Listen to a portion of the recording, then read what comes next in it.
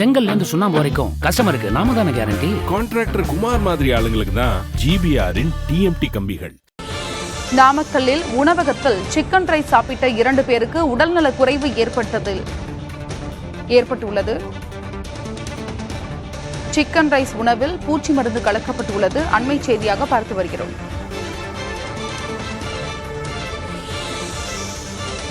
விவரங்களை வழங்குவதற்காக செய்தியாளர் துரைசாமி இணைப்பில் இருக்கிறார். துரைசாமி, நாமக்கல்லில் உணவகத்தில் சிக்கன் ரைஸில் பூச்சி மருந்து கலக்கப்பட்டுள்ளது. அதை சாப்பிட்டவர்களுக்கு என்ன நேர்ந்தது? இது எப்படி நடந்தது? அருணா, நீங்கள் குறிப்பிட்டது போல் அவள் உணவகத்தில் சிக்கன் ரைஸ் சாப்பிடவில்லை. நாமக்கல்லை சேர்ந்த பகவதி என்பவர் நேற்று இரவு ஒரு 7 மணி அளவில் 7 சிக்கன் ரைஸை பார்சல் வாங்கி வீட்டிற்கு சென்று சாப்பிட்டதெல்லாம் பூச்சி மருந்து கலந்துள்ளது முதல் கட்ட விசாரணையில் தெரிவிது. அதாவது பகவதி தனது வீட்டு தாய்க்கும் தனது தாத்தா தாய் நதியாவுக்கும் தாத்தா சண்முகனாருக்கும் மற்றும் சிலருக்கும் சிக்கன் ரைஸ் வாங்கி சென்றிருக்கிறார். அவர்கள் சாப்பிட்ட அதில் தாய் நதியாவும் தாத்தா சண்முகதான் சாப்பிட்டதில் நேற்று இரவு அவர்கள் உடல்நலம் பாதிக்கப்பட்டு நாமக்கல் அரசு மருத்துவக் கல்லூரி மருத்துவமனையில் சிகிச்சை பெற்று வருகின்றனர்.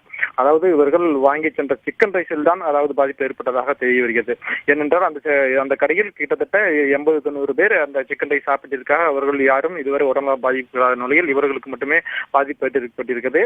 இதில் முக்கியமாக நாம் பார்க்க வேண்டிய விஷயம் என்னவாதான் மருத்துவத்துறை அதிகாரிகளும் காவல்துறையும் தெரிவிக்கிறது என்றால், அதாவது ஃபுட் பாய்சன் ஏற்பட்டால் உடல் வயிற்று வலி வயிற்றுப்போக்கு தான் ஏற்படும். ஆனால் இவர்கள் மருத்துவ சிகிச்சைக்கு வரும்போதே, அதாவது உடல் பாதிக்கப்பட்டு கடுமையாக சோர்வடைந்த உடல்நலம் பாதிக்க வரும்போதே அவர்கள் வாந்தி ஏற்பட்டிருக்கிறது. அதனை அடுத்து மருத்துவர்கள் தொடர்ந்து அவர்களுக்கு சிகிச்சை அளித்ததில் அவர்கள் சாப்பிட்ட உணவில் பூச்சி மருந்து கலப்படம் செய்யப்பட்டுள்ளது தெரிய வந்ததை அடுத்து தொடர்ந்து அவர்களுக்கு தீவிர சிகிச்சையும் அளிக்கப்பட்டு வருகிறது.